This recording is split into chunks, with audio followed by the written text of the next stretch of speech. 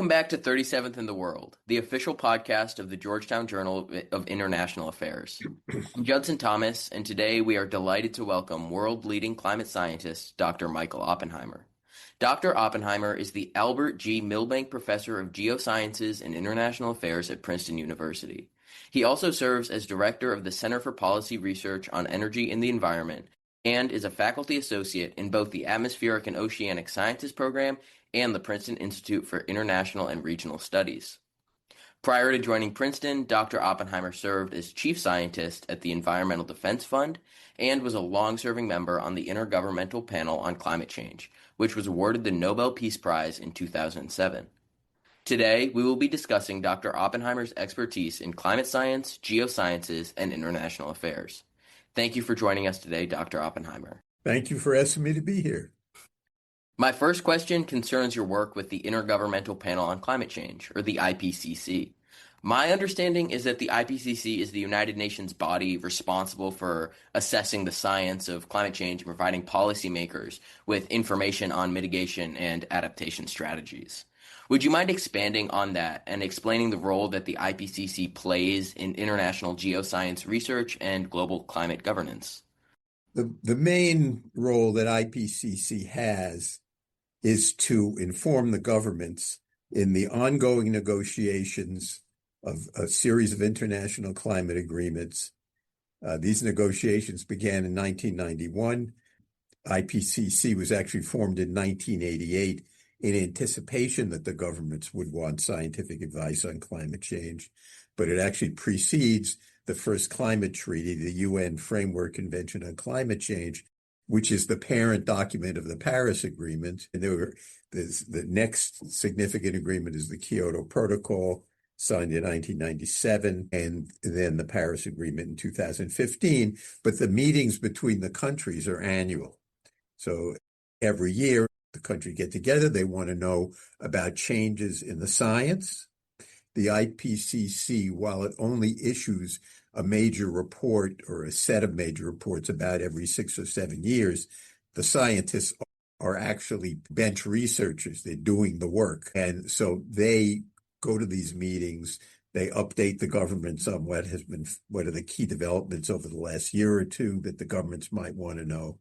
And basically, it allows the governments to go to these negotiating sessions and make agreements, or fail to make agreements in some cases, on issues like how much should they be reducing their emissions of the greenhouse gases that are warming Earth, how fast, and what to do about it in terms of protecting people in, say, the poorest countries, which also suffer some of the worst consequences because a lot of them are in the part of the world that's hot already.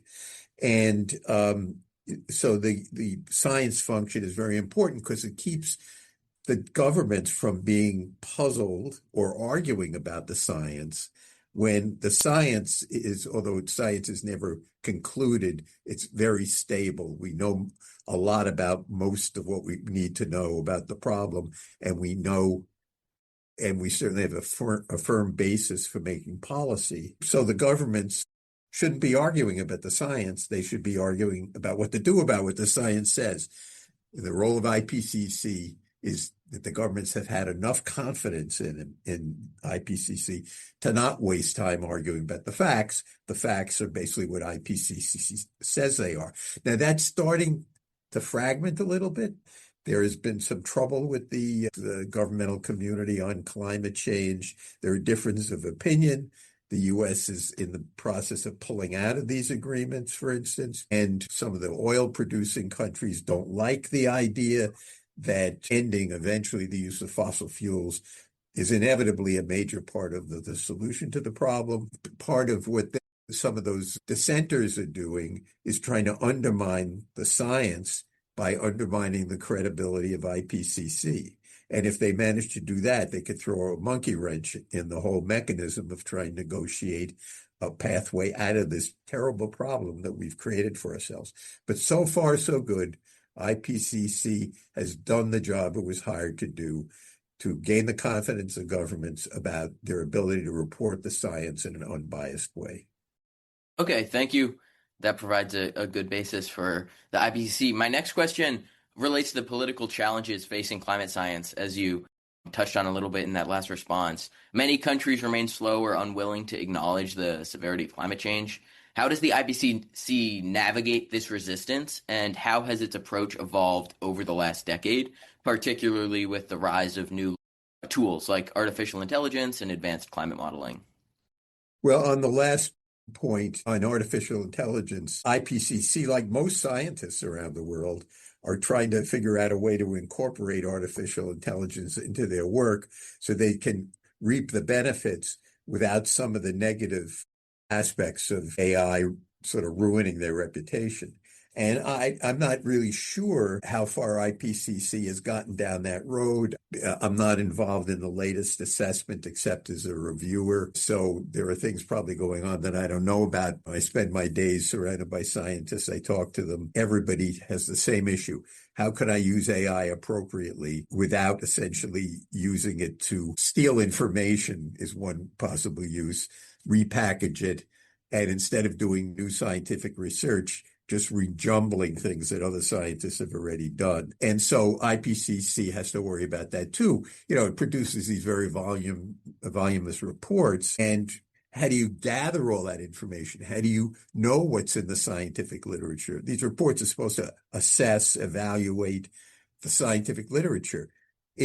Some scientists, I think that you could use AI fruitfully in that direction, and maybe you can, but basically scientists have to be totally in touch with the literature, and having an intermediary like AI is probably destructive especially if you overdo it. There's a point of overdoing it. So those are the kinds of issues that all of us are struggling with.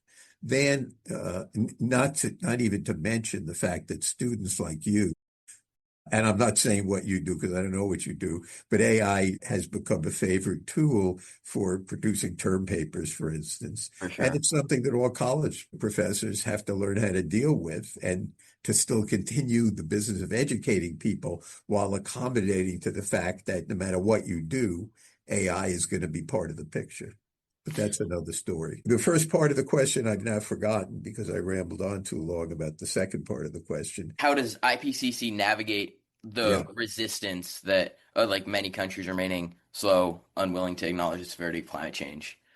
Well, IPCC has navigated the resistance, which has been there since the beginning, by being even-handed, balanced, rarely subject to attack on the substance of its judgments about the scientific literature. If it says this is what the consensus opinion in the scientific world is, you can rely on that. You can take it to the bank, so to speak. And they haven't abused that power. IPCC has been cautious in not overdoing things where you don't really know how bad it's going to be, which is what the case is with much of the climate change problem. And you don't want to exaggerate for the sake of getting people engaged or the sake of effect. People have to believe, and that means people in governments and outside governments that hear about these reports have to believe that they're honest, truthful, comprehensive, and really paint an accurate picture of the world to the extent that it's possible. And IPCC's managed to do it. It's still doing it. The attacks are on the increase now, but we've seen this before.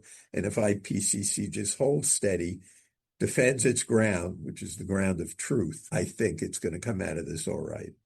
Excellent, thank you. So, climate change poses, as we know, a serious threat not only to ecosystems, but also to political stability and national sovereignty. In your view, which countries are responding particularly well to the climate challenge, and what strategies are they using to address the climate threat? It's a mixed bag. Some countries are leading the way in terms of developing technologies to reduce emissions, for instance. And I put China in that category. They didn't invent everything that has to do with renewable energy, but they sure are marketing it very effectively because of the gigantic size of the domestic consumer market in China. They're in a position to produce things at scale. Solar energy, the idea goes back at least 100 years or more, but it couldn't really be affordable enough for people to actually implement it in their houses, factories, etc., until there was a demand for a lot of it. That's what economies of scale are about. And that is one thing that China achieved. As a result, it's the leader in production of photovoltaic modules, in the production of wind turbines, in the production of electric vehicles, which can use renewable energy instead of liquid fuel, and a whole host of other technologies that other countries in the world are now buying from them. And so you can regard that as good or bad, depending on the way you sit from the point of view of what you think of China, the Chinese government. But in terms of solving the climate problem, China helped the world make a major step forward by getting renewable energy to be cheaper in many instances than the fossil fuels that are causing the climate problem. So that's one example. Life is not simple. There's no, let's give these people a gold star for, they get a gold star maybe for what they did in juicing the renewable energy markets. Same thing with at times Germany, a little less so now, but Germany has been a powerful leader in Europe in terms of implementing renewable energy, partly before it was cheap. But it's also true that their interest in it is one of the reasons China decided there could be a mass market there outside of China. Let's really put some effort into developing these new technologies. It was a combination of Germany and China, almost an inadvertent combination. Other countries at various times have provided leadership in terms of their efforts to reduce emissions. Sometimes the Scandinavian countries, the Netherlands is another one. France, through its pursuit originally of nuclear energy, but for other reasons. And their dependence on nuclear energy may now actually be a drag because their whole system is getting rather old. It doesn't function as well as it used to. And there are a lot of issues, starting with the economics of nuclear power. It's much more expensive than any other way to get a drop of electricity. Different countries at different times. The United States has had an uneven performance. And sometimes it was a major political leader in the world in terms of achieving agreements on climate change. At the time of the Paris Agreement, China and the U.S. got together a year ahead of time to decide to make this a success. And that they managed to push a good agreement through Paris a year later in 2015. On the other hand, the U.S. pulled out of the Paris Agreement during the first Trump presidency. President Biden put them back into the Paris Agreement, and then now Trump is pulling it out again. That kind of uneven performance makes it very hard on companies in the U.S. that want to produce and make money on solutions to the problem to figure out if they're going to have the government helping them or the government creating headwinds, as this administration has, by quite difficult to understand resistance that President Trump has to wind energy. And it's very puzzling and it's counterproductive. It's hurting the United States, no matter what you think about climate change per se. If you think it's the most important problem, obviously then what he's doing is wrong. If you think it's number 5 or number 6, still it's wrong. If you think it's not even an important problem, it's still wrong, because we need electricity now. And if we're not going to have more wind power, it's going to hurt us as AI increases and starts sucking the electrons out of the grid faster than people can produce them.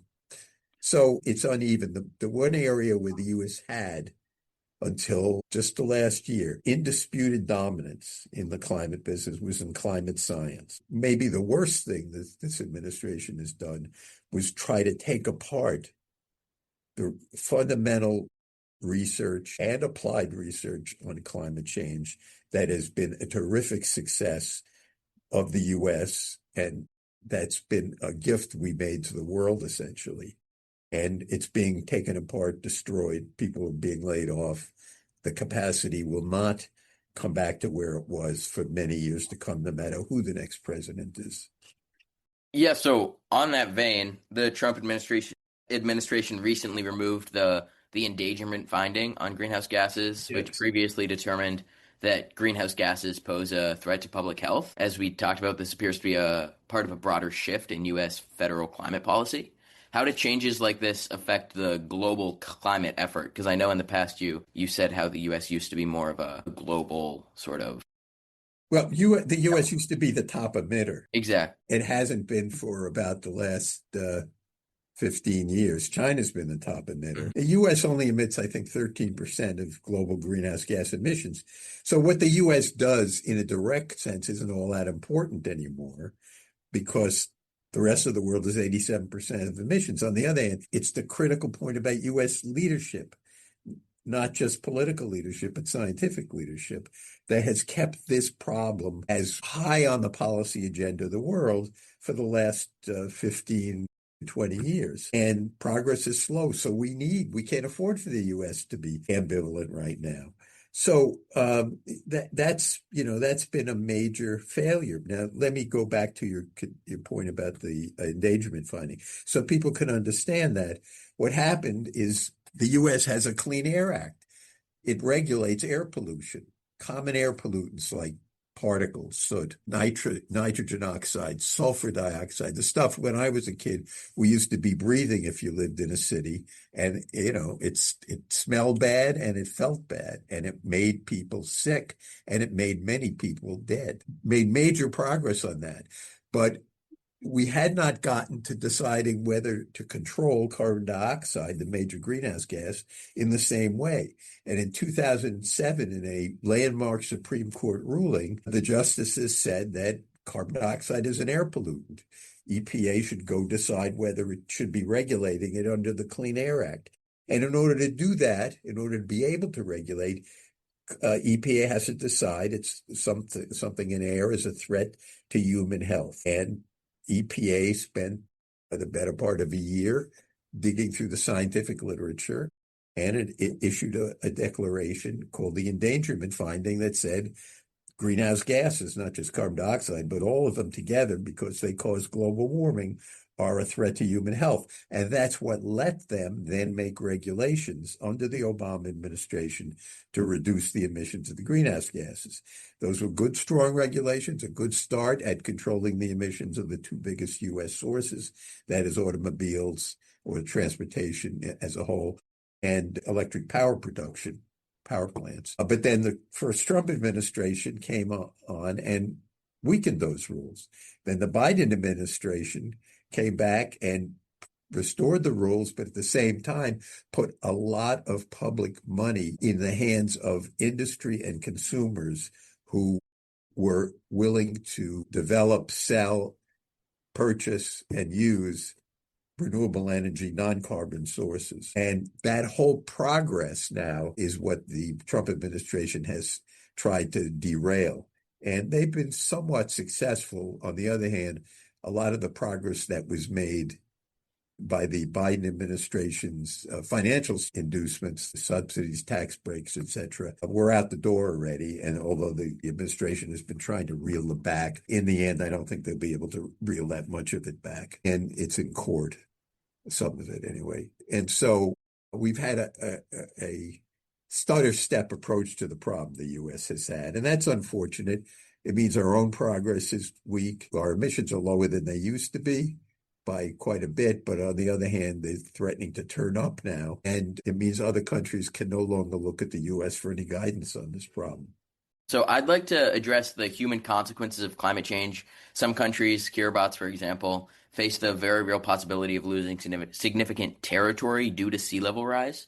How are vulnerable nations approaching this challenge, and what are the broader economic, political, and humanitarian implications, briefly? Well, this is too long a story to talk about For sure. in the next 5, 10, or even a half an hour. It's a whole program and then some. But basically, yes, some countries, because they are almost entirely at sea level, are going to be partially, and it may be in some cases totally inundated, particularly small island states, a lot of them in the Pacific. There'll be land loss. There'll be loss of places where people live. Some of these countries are poor, they're almost all poor, and they don't have access to natural resources except the fish they pull out of the sea, and that's just not enough. And some of the populations on those in those islands are going to be wanting to move, and This is not something that they contributed to. The greenhouse gases are not coming from those countries. They're coming from the big industrial countries. So that's a big problem. And it also fits in with a larger problem that climate change, the sea level is rising due to the warming ocean and melting ice. But in addition, extreme heat due to climate change, the combination of heat and in some cases drying, and it leads to drought. Those extreme heat, extreme dryness are going to be a big problem for agriculture, particularly in already semi-arid regions like much of sub-Saharan Africa, for instance, South Africa, also parts of the Asian subcontinent, the U.S. Southwest. They're not going to get the crop yields they used to. And not only is that a problem for people having adequate nutrition and for world food prices, but it means that people are going to be moving, because if you can't make a living even as a subsistence farmer in a poor country, you could probably you hear through the grapevine networks places where there are jobs, and it'll accelerate a trend that's been going on since probably for 100 years, which is urbanization. Of course. And urbanization has plenty of benefits, especially to individuals who find employment there. But, there are costs to urbanization, and especially a lot of the places being urbanized are themselves near the coast. So climate is pushing people out of one hole and putting them in another hole where the risk from climate is large because of sea level rise, because of intensifying coastal storms, because of extreme coastal flooding. Those are all things that are happening, and they're happening faster and bigger. Excellent. And just in the last 30 seconds or so, what are you most hopeful for in terms of the future of geopolitics? The thing that's happening now on the climate, let's talk climate, because geopolitics climate. itself is a bigger mess. For sure. The thing about the climate problem is ultimately the technologies that we need to cut emissions fast and get them to a safe level where we are out there. They exist by and large, and the ones that haven't fully commercialized, like batteries to store intermittent solar energy, are getting to the commercial stage. And that's a revolution in energy production and use, which is going to gradually take us away from fossil fuels. And how fast that revolution goes will provide the answer to whether we're going to do okay in the coming greenhouse world, or the world we're already in, which has an abnormal climate, or whether we sort of fall behind because the climate will be changing potentially faster than we can deal with it. We can't build resilience that fast. We can't build surge barriers along the coast. We can't invent new crops that can deal with the new climate. There are a million things we have to do, and given enough time, we could do all of them. But if the climate changes too fast, we're not going to do enough of them, and the world will be a less pleasant, less safe place to live. So that it hasn't been determined yet if that's what's going to happen. And I'm optimistic that we're going to step on the gas, metaphorically, maybe a bad metaphor in this case, and make that transition faster and faster. But there are a lot of enemies because they're making money on the current system, which isn't serving us very well. All right, that's the time for today. Thank you for sharing your time and insights with us. Thank you for having me.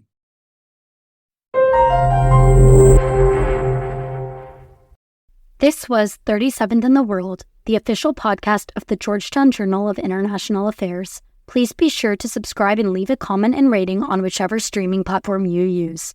To support the podcast, you can click the link in this podcast's description that says support the show.